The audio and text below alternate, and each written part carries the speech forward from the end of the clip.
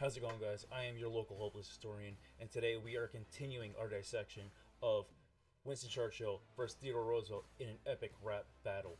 So please feel free right now to comment down below what your favorite bit was, who won, subscribe, like, all that crap, and please bear with me.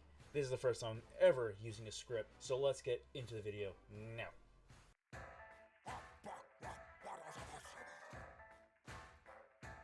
Winston, Churchill, Winston, Theodore Roosevelt!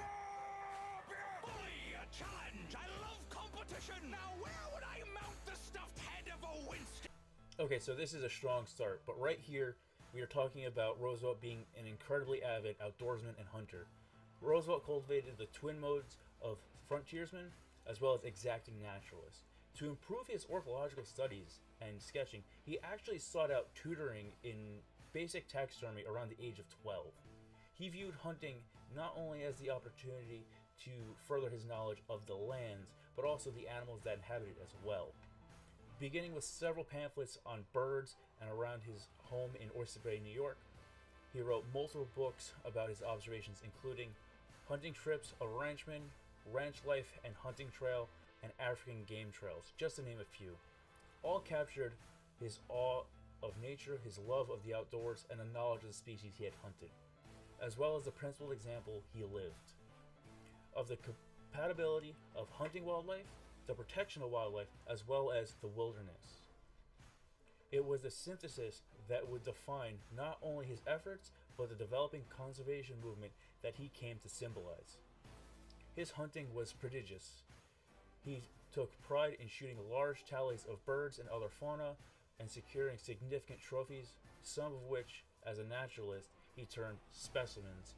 But to Roosevelt, the hunting of wild creatures and the taking of animal hides and horns was always about something greater, a primal reconnection with nature. Pre-civilized world, the free, self-reliant, adventurous life with its rugged and stalwart democracy.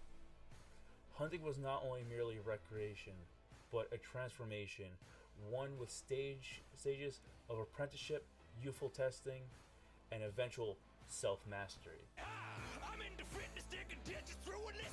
TR had a lifelong obsession with the pursuit of overall general fitness, not just that of the physical, but also that of the mental, as highlighted in his April 10th, 1899 speech, The Strenuous Life, that was delivered in Chicago. In the realm of the physical, Roosevelt took on many sports, from boxing to tennis, hiking, rowing, polo, and even horseback riding, which would come into use during his time with the Rough Riders. He would even regularly skinny dip in the Potomac River during the winters. As governor of New York, he would regularly box and spar multiple times a week. This would be a regular occurrence into his presidency until he received a strong blow from then Army officer Dan Tyler Moore, who struck TR with a stiff blow to the head, causing him to become blinded in his left eye, a fact that would not come to public light until several years later. Me and him have something kind of in common. Additionally, as president, he had done two separate 2-month-long periods of training judo in 1902 as well as 1904 under Yamashita Yoshiaki, the pioneer of judo in the US, and a direct student of Jigoro Kano, the man who is credited with the creation and being the founder of modern judo in Japan, in which his school is still highly active in Tokyo, training world, Olympic, and Olympic caliber athletes. They even have corporate judo teams in Japan, which is kind of cool. Roosevelt even believed in the utilization of Japanese jiu-jitsu training after training with Yoshigutsu Yamashita, another man who is also well versed in Kano's brand of judo, being the very first man to ever obtain the 10th Dan, 10th degree black belt in judo, which at that level is actually red. Roosevelt had concerns that the United States would actually lose its military superiority to the rising powers like Japan, and Roosevelt began to advocate strongly for the use of jiu-jitsu training for the American soldier. However, if you thought that TR was exclusively interested in the unarmed martial arts, of course you would be sorely mistaken. He had been an enthusiastic single-stick player, a martial art that uses wooden stick as its primary weapon, with variations even using walking sticks. President Roosevelt and his friend General Leonardo Wood were said to have been fond of this sport, and that they used to emerge from a contest quite bruised from their rounds. In a letter to his children, Roosevelt writes in a letter dated December 26, 1902, "In the late afternoon, I played a single stick with General Wood and Mr. Bob Ferguson. We have to try to hit as light as possible, but sometimes we hit hard. And today, I had a bump over one eye and a swollen wrist. However, the use of the term in this context may have been more colloquial than technical. It was very unlikely that Theodore Roosevelt or General Wood ever practiced British sport of single stick. More likely, Roosevelt was using the term as reference to the French art Canne de combat. Indeed, their own fencing instructor, Maître François Dariola. Maître François Dariola. was a veteran of the French army where single stick was unknown, but cane was mandatory for officers, and many other facts tend to point out that situation.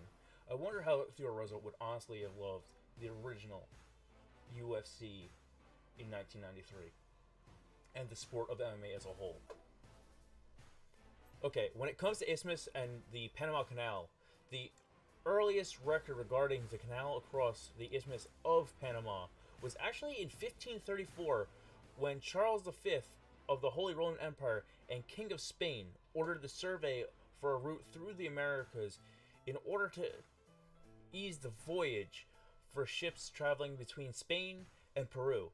The Spanish were seeking to gain a military advantage over the Portuguese. As president, he primarily focused on the nation's overseas ambitions on the Caribbean, especially locations that had a bearing on the defense of his personal pet project, the Panama Canal itself. Roosevelt also had increased the size of the Navy, and by the end of his second term, he actually was able to create more battleships for the United States than any other nation, barring the British. However, they are highly known for their Navy. The Panama Canal, when it was opened in 1914, allowed the U.S. Navy to rapidly move between the Pacific to the Caribbean to the European waters. The pursuit of the Isthmus Canal in Central America during this period focused on two possible routes, either Nicaragua or Panama, which was then a rebellious district within Colombia.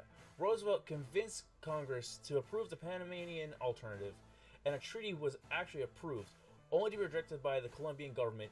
When the Panamanians learned of this, a rebellion actually followed, and was supported by Roosevelt and eventually succeeded.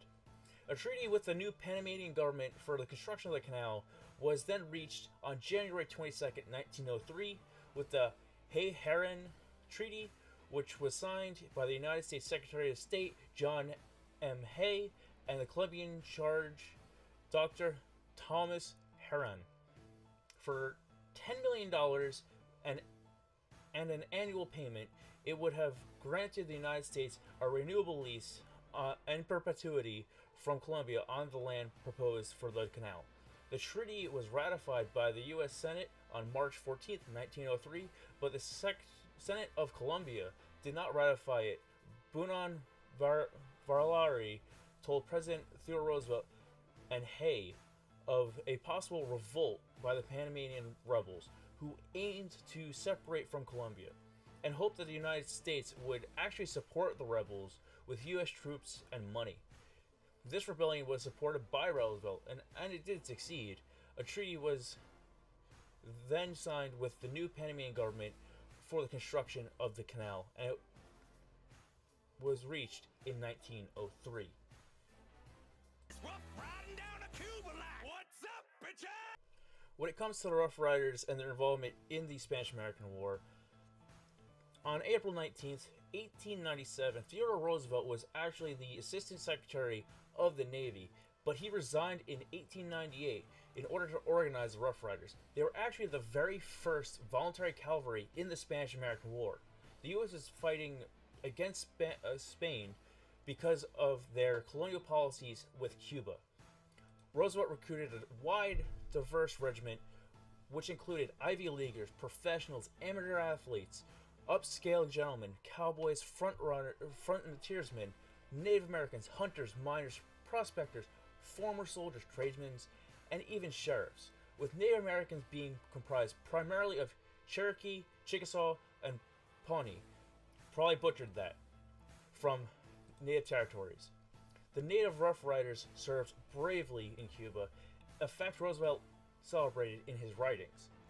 Under Roosevelt's leadership, the Rough Riders became famous for their charge up Kettle Hill on July 1st, 1898, while supporting the regulars. Roosevelt had the only horse and rode back and forth between the rifle pits, at the forefront of the advance up Kettle Hill, an advance that he urged despite absence of any orders from any superiors. He was actually forced to walk up the last part of Kettle Hill because his horse had become entangled in barbed wire. The victories came, though, at a cost, as they always do, with the loss of 200 lives and with having 1,000 men wounded. That's it. Like, comment, subscribe. Video done.